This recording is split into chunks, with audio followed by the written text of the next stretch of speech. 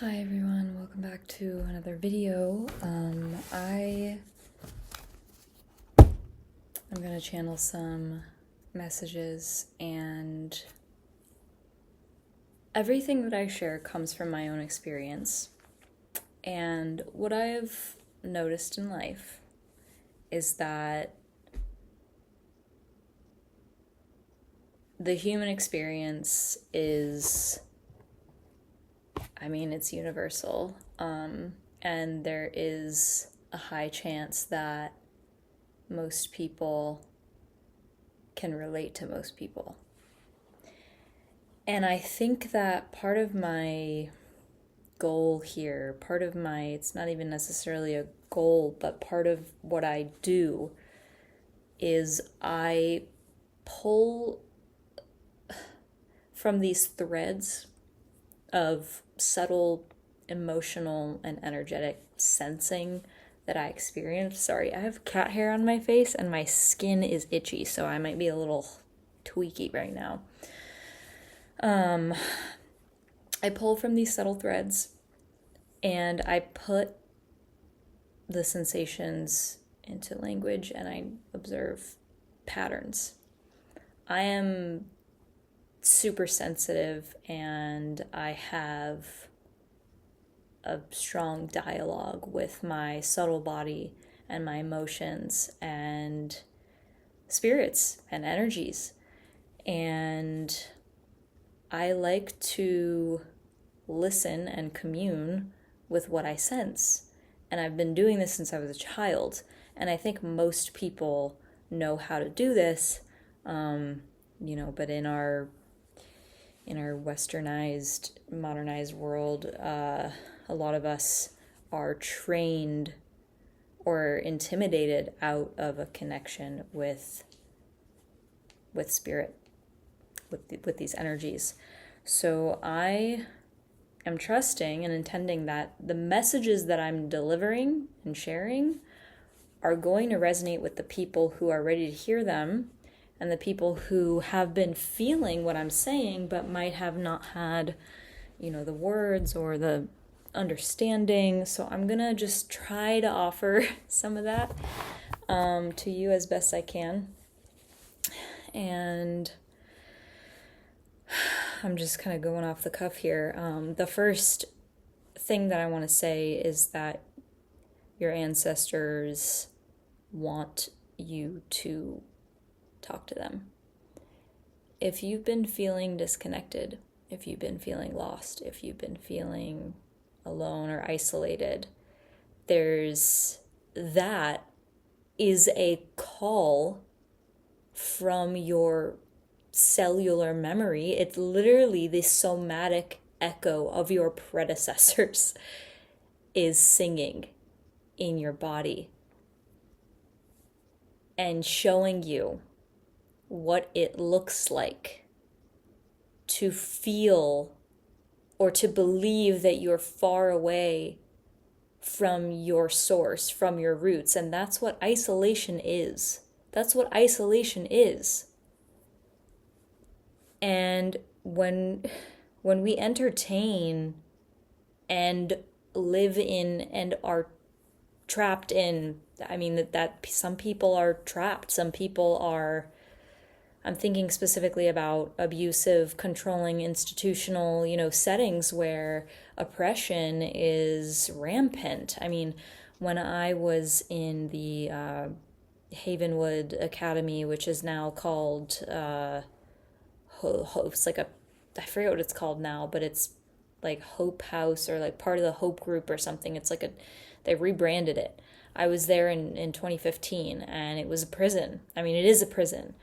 And we weren't allowed to be free. We weren't allowed to read what we wanted. We weren't allowed to read about sex. We weren't allowed to explore different religions. The media and the conversations and the connections that we formed were censored. The conversations that we had were censored. We had zero privacy. That brings me to another tangent, which is that a cowardly, abusive, controlling person's greatest fear is their subject or victim's connection to God or spirit or source. Because again, the human experience is universal. Ecstasy, communion with, something beyond us that gives us a sense of purpose and belonging and expansion and things like that, that is built in to our blood and flesh and bones. And so in troubled teen institutions, for example, this is just one echo of like a whole epidemic that's like rampant in the world. But specifically in the troubled teen institution, they control you. And they do it because they are preying and exploiting and profiting off of your vulnerability and disconnection from source, from roots. Like these kids who are the scapegoats within broken family units are tossed into prisons and used as bait for insurance fraud and control. And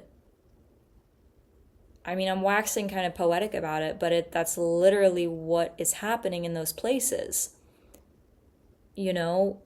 I came from a family that was torn. It was disconnected. And the origin of that, I don't know. I don't know how or why, my mother became a narcissist. I don't know why it was in God's plan or not for my dad to die when I was an infant. I don't know why, my grandmother contributed to the atomic bomb that was used in Japan and where my dad's side of the family lived.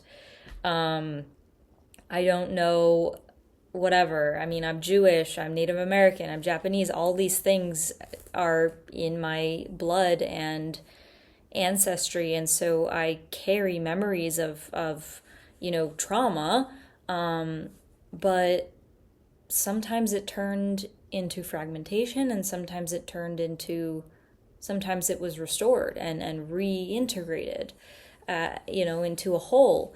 And that's what my job or role as a human on the planet is. I mean, partially is to restore and feel the things, the traumas that my mother, maybe my father, his mother never told him that she loved him. There was another form of emotional epidemic in Japan in like the 40s, 50s, whatever, like the war times, where stoicism was praised. And, most women were expected to fill roles of being a good housewife, like whatever that even means.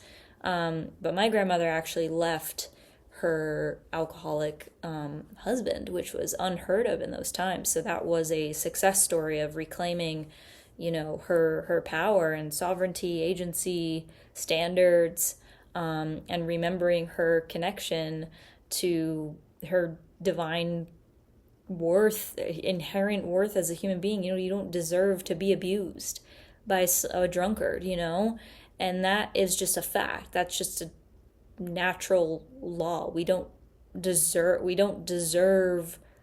to be mistreated. We don't deserve to be thrown away. We don't deserve to be, abused, all those things. And, when we come from a lineage where people distorted truth and took trauma and fear and things like this and turned it into something that, or it became like the reflection that they got of that trauma was one of hatred and isolation and separation and fragmentation. When people started, I don't know, becoming narcissistic and turning against one another and seeing fault and blame. I don't know. This is such a complex, tangled web of just things. But I mean, my original message, there's a couple messages here. But yeah, isolation is just the echo of what your soul and your cells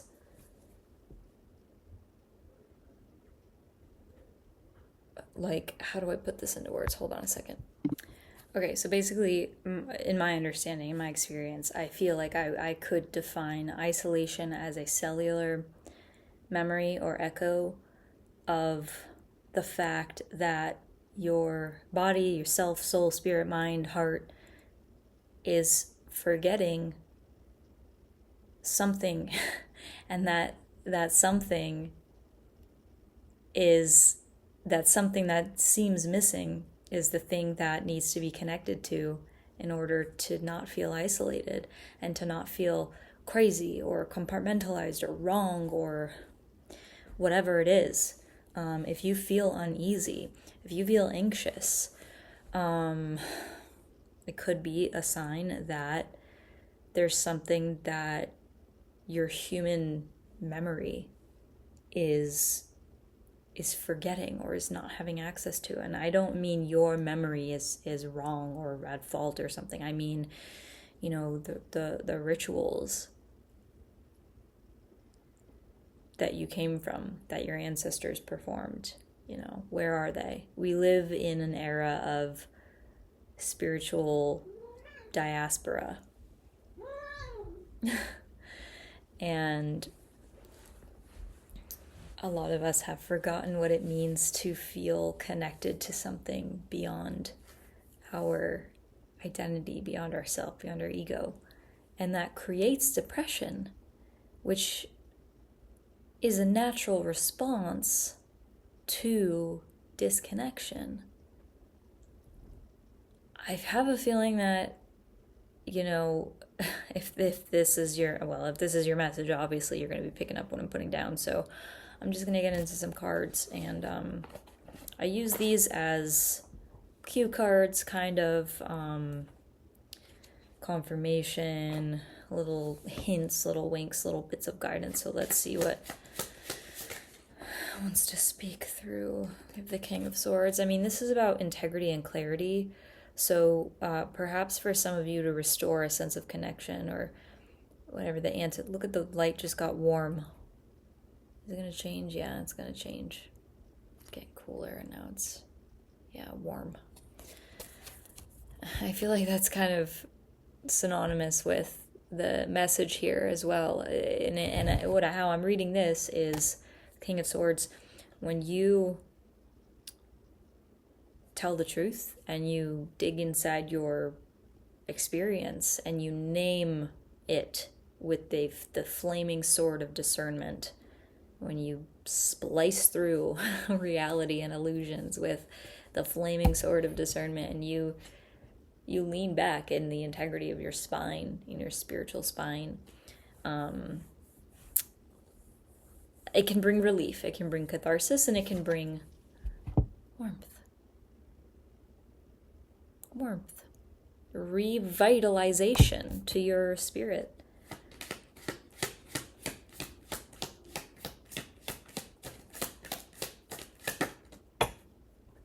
And we have the Three of Wands. This is expansion.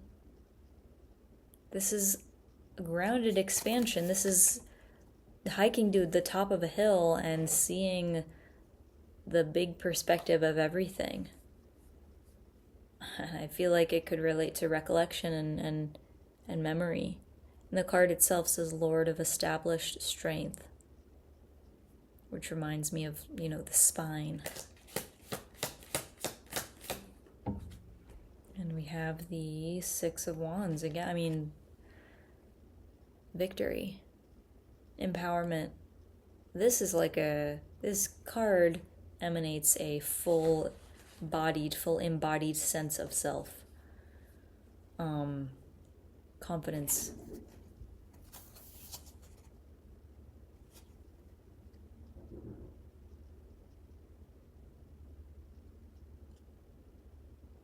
was knock on where? I have neighbors that are attached by a laundry room, so I don't know, that sounded like it was coming from outside, not from one of my doors.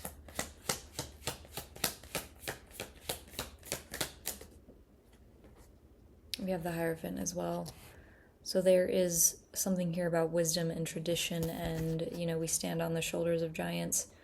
Reconnect with the threads of wisdom. And the things that you're going through right now, there is wisdom in them.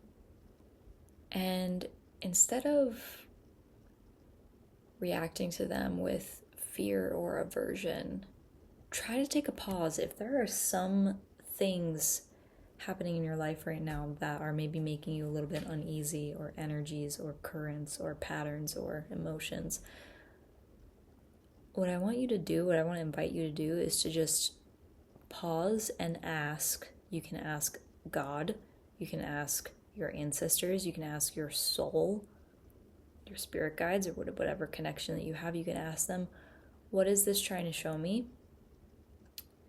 And what do you want me to know about this?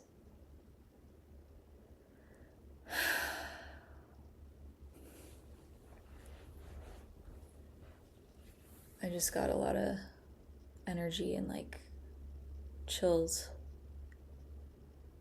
Is there anything you want me to communicate right now?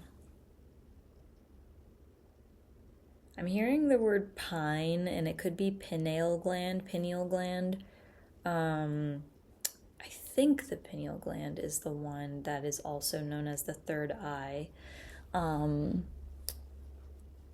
I think it's the pineal gland, and I know that it has a lens and a cornea. Anatomically, we literally have another eyeball in our brain. Well, not exactly another eyeball, but similar. And I think what they were just communicating, the sense that I just got, was that I think they're validating you can turn on the movie screen of your mind, of your mind. You can literally turn on the movie screen of your mind. It's like I'm feeling that and seeing that so strong. And for whoever this is for, someone wants you, when I say someone, God, your ancestors, spirit guides, whatever, wants you to, they want you to rest, and they see your, the recycling, mental anguish. It's coming to an end, and they want to take the burden away from you. Look, reducing here. They want to give you clarity and innocence and inspiration. They're going to restore that for you.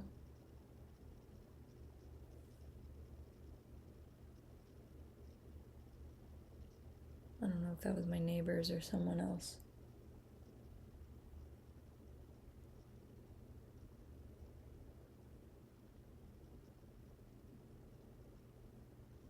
I think they're, I don't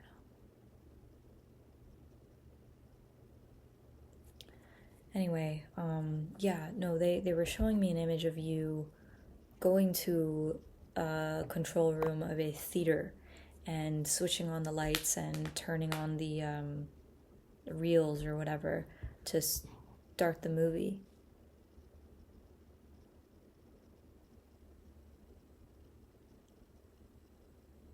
I'm just listening right now. I feel like they're giving me this energy of they're talking about routines and rhythms and just all these little micro sounds that I'm hearing, and they're not people. I mean, the heater just went on there just now. I don't know if you can hear it in this video, but I was hearing some clicks and clacks, and I just saw a little orb or whatever. I'm very open right now. So I'm going to say a prayer for protection. Shema Yisrael Adonai Eloheinu Adonai Echad.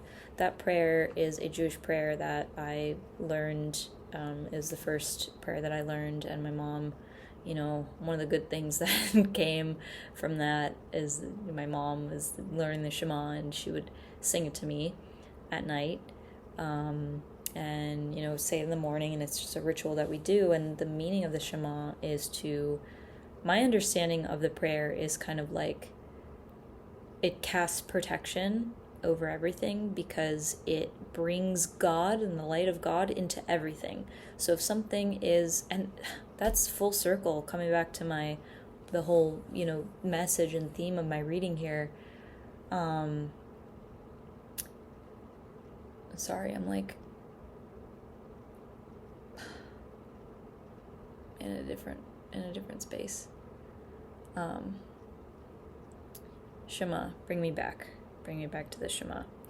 It basically says, it like acknowledges the presence of God in everything. So if there's something that's seems disconnected or, not of the light or whatever, it brings it back into the light, under the light.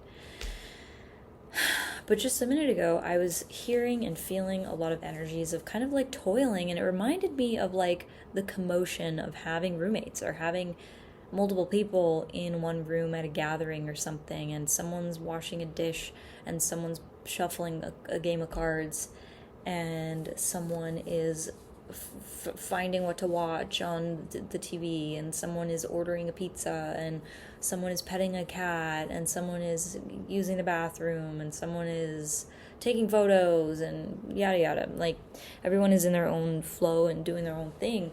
And I think I was just hearing all of that noise and whatever, and I think it's what it's reminding me of is that you do have your role, you have your place in this world, in this life. I'm getting so many chills. So many chills.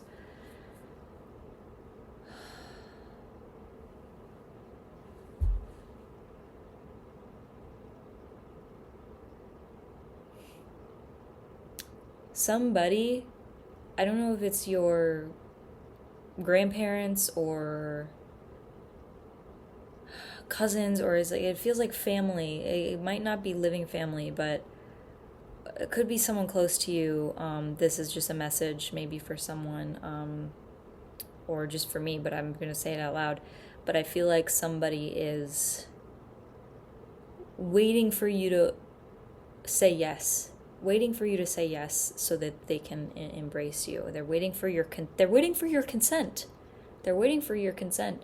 That's what it is. They're waiting for your consent. They're waiting. They're respecting your space. If you are wanting communication from the other side or from ancestors or whatever, and you maybe you're like, why haven't my dead parents or whatever said anything to me or whatever, and it's like they are there all the time, and you're not far away from them. You're never away from them. You're never disconnected from them, and especially when they die, it's they're present in a different way. I am just feeling these like energies. I don't know who these energies are, but I'm just like seeing and feeling these like forms just up coming in. It's very visceral, and I keep getting waves of chills, and it's like they want to speak to you, they want to embrace you. For some people, I don't know, but some people might have some like a little bit overbearing ancestors or whatever. I'm just gonna say, I don't want to be touched. I don't want to be hugged right now. I don't want that. It's a little bit overwhelming for me. But you can communicate through visions. Okay, I'm seeing a vision of like an orange grove or an orange tree. That could be a literal message for somebody. Maybe you are a farmer type of person, or you have fruit trees on your land, or your ancestors had fruit trees. Specifically, I'm seeing orange groves, and I don't know if these are orange trees specifically, but there's orange blossoms, like orange colored flowers, and maybe like little fruits. I don't know if they're kumquats or little something or other, but I just see this central tree it's kind of short, and it's been pruned a lot, and it's a very, very, very old tree, and it's in the middle of like a farmland, and I'm seeing that, and this could I wonder if this is like, this making me think of like Mabon, I think. Mabon? I don't know how to pronounce it. Sorry for my butchering. Or with the maypole, where you're gathering around a central, like, shaft, a tree or a pole or whatever. And I was getting that image on my walk just a couple minutes ago before I came back home, of like gathering around a tree and communing around a tree. So there's something about gathering around a tree. You could have been maybe thinking about that, or it could be something that your ancestors did or that you feel called to do. At this point, this is just random channels. I'm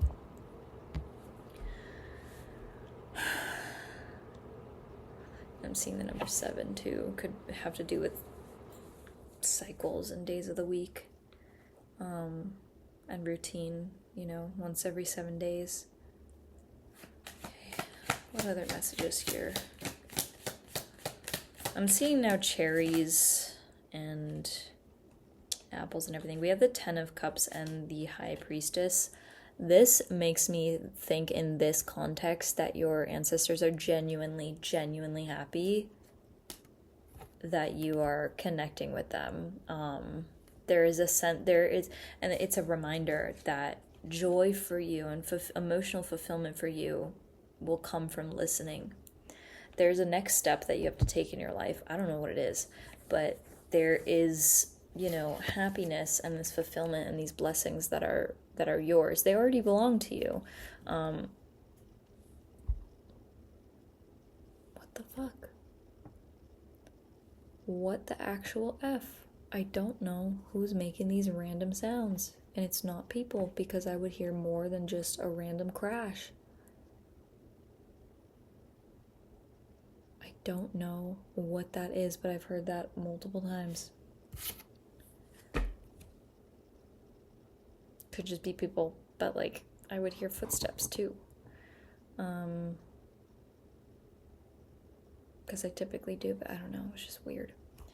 Anyway, yeah, there is joy and gladness and happiness and fulfillment, connection, meaning that is already yours.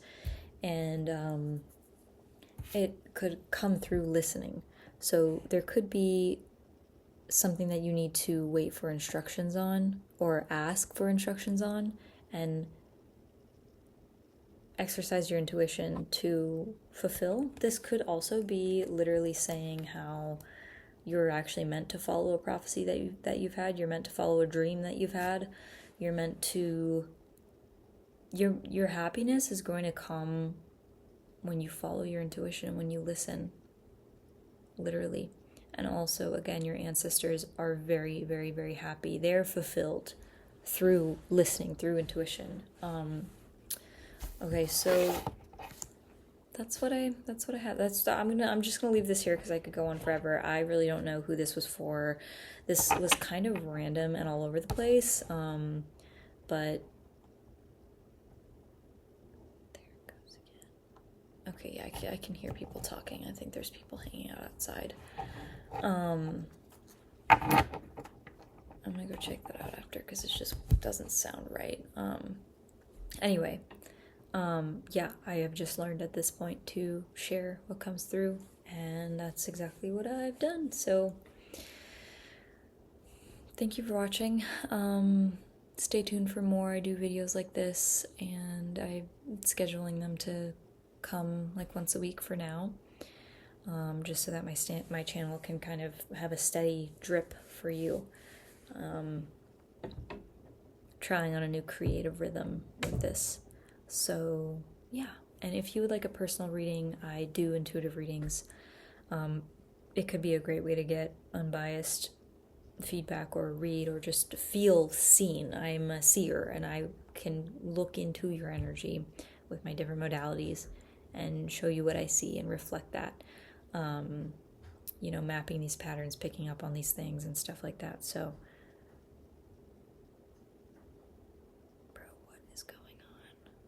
I don't know what these people are doing. I don't know what these people are doing. It sounds like they're like messing with stuff right in front of my door, and I don't Anyway, yeah. So let me know if you want a reading, and that's all. I'll see you next time.